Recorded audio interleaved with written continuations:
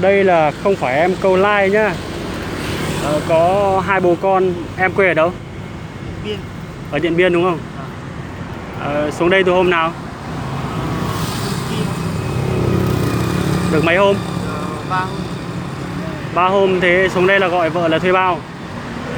Hôm qua được là gọi được. Thế giờ nắng nôi thế này thì hai bố con thì đi đâu ở được? Mọi người chia sẻ nhá, bây giờ em ấy đang ở chỗ khu công nghiệp Đại Đồng gần cầu Đồng Xép ở Tiên Du ấy. Xuống đây tìm vợ mà gọi vợ thuê bao, vợ xuống đây làm được 4 tháng rồi đúng không? Mà xuống đây hai bố con đi 2-3 hôm rồi không tìm thấy vợ. Cò năm nay bao nhiêu tuổi rồi? 1 tuổi rưỡi. Con thì được 1 tuổi rưỡi. Ỉa đái ra bẩn hết người em rồi, bây giờ không mang quần áo theo à? Không. Thế bây giờ em nói rõ quê em ở đâu để mọi người chia sẻ, xong rồi để tí nữa nếu mà vợ em biết rồi ra đây tìm em. Em ở Điện Biên, Mường Nhé, Điện Biên. Thế vợ có hay gọi điện về không? Vợ thì ít khi gọi.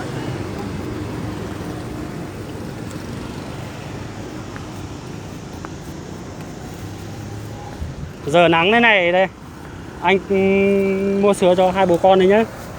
Tí nữa cho con ăn xong rồi đi tìm chỗ nào dâm đợi nhá. Vâng.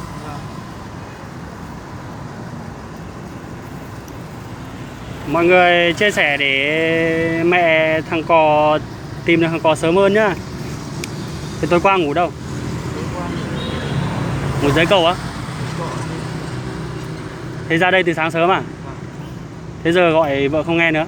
Gọi thuê bao. Hai em tên là gì? Em Giàng A Sùng. Tên gì? Giàng A Sùng. Giàng A Sùng à?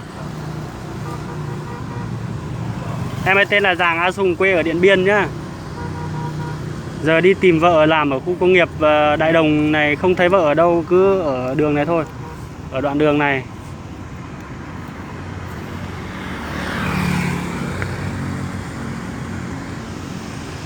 Tôi đi làm qua đường thì thấy hai bố con ngồi ở đây.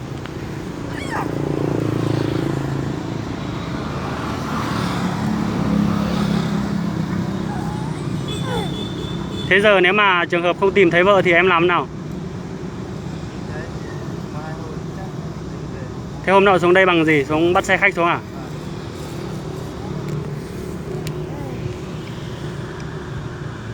Thế vợ đi được 4 tháng rồi, có hay về không?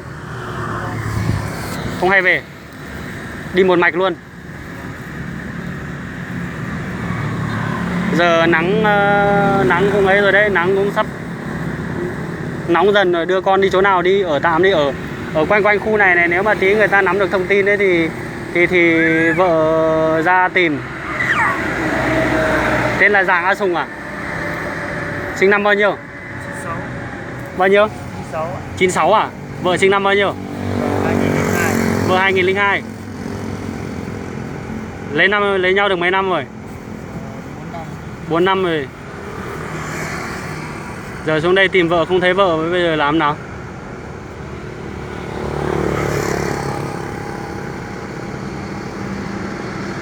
Có địu con không để anh bế lên địu cho? Có tự địu được không? Có. Nó bé. Giờ nắng này nữa, đi kiếm chỗ nào đi, không con thì nên sốt ra bây giờ ấy. Ôi rồi. Xong à, có tiền không? Có. Tí nữa đi mua cái bông ngoài tai ấy, về ngoài tai cho con kìa.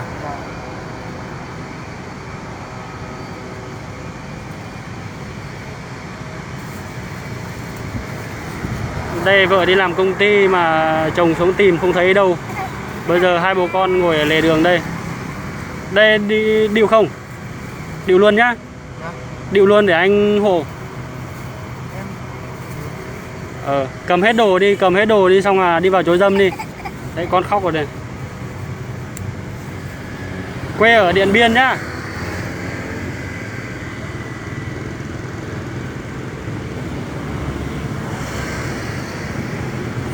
Xuống đây tìm vợ không thấy vợ ở đâu, gọi điện thì thuê bao. Dạ? Sao đấy? Xuống đây tìm vợ được 2-3 hôm mà không thấy vợ ở đâu. Hai bố con lê lếch theo đường này, em đi làm thì thấy qua đây thì thấy. Sao vợ đâu Đâu quê đâu mà đây. Quê ở trên Điện Biên đấy, xuống đi làm được 4 tháng rồi mà bố con nó xuống đây nó tìm không thấy đâu. Bây giờ như thế này, điện thoại thì hỏi tìm ảnh vợ thì dùng cái 1280. Ôi. Bây giờ con ỉa đái bẩn hết ra người rồi, quần áo chả mang. Thế thì bây giờ có tiếng Long hay thực hiện là về quê Hà như nào bây giờ à? Em ấy cứ bảo là ở đây đợi vợ thì vợ có ra đây đâu. Nếu mà ra thì đã ra rồi đúng không? Thế mình biết vợ đâu mà đi ra được. Đấy, địa chỉ thì không có.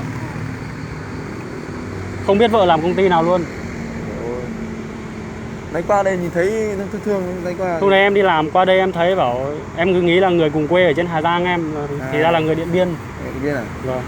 Thế bây giờ em bảo anh bảo em này, em đi lên trên này tìm chỗ nào dâm ấy nhá. Rồi chú vào đấy rồi tí nữa thì người ta nắm được thông tin ấy thì người ta, nếu mà vợ em nắm được thông tin thì ra tìm em, mà không ấy em đợi nứt hết ngày hôm nay, nếu mà không được thì em về quê đi nhá. Chứ đợi ở đây thì Nhưng mà biết là vợ làm ở chỗ nào không, ở khu công nghiệp nào không? Tại Bắc Ninh rất là nhiều công nghiệp, chứ không phải là ở khu này. Đúng, ở đây là Đồng đúng rồi. ở đây là Đại Đồng rồi, nhưng mà bây giờ gọi để thuê bao anh. Thì bao bây giờ người ta đang bây giờ đang xảy ra là cắt đuôi đó. Bây giờ con Thế bé hôm qua tí ngủ đâu?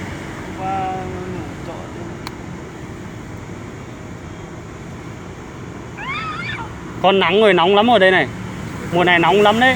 Rồi nóng lắm. Đi lên em đi sang mé bên kia, đi sang đường, anh đưa sang đường, đi qua đây này, đi xuống dưới đấy á. Thế đi tìm chỗ nào dâm ấy nhá, anh đến giờ anh đi làm rồi, nếu mà đến giờ anh tan ca anh quay lại đây ấy mà em vẫn không tìm được ấy, để anh đưa về chỗ nào em ở thì anh đưa về nhá. Xong rồi đợi nốt 1-2 hôm nữa không thấy thì đi về đi, không đợi đâu nhá. Đây em kết thúc video đây.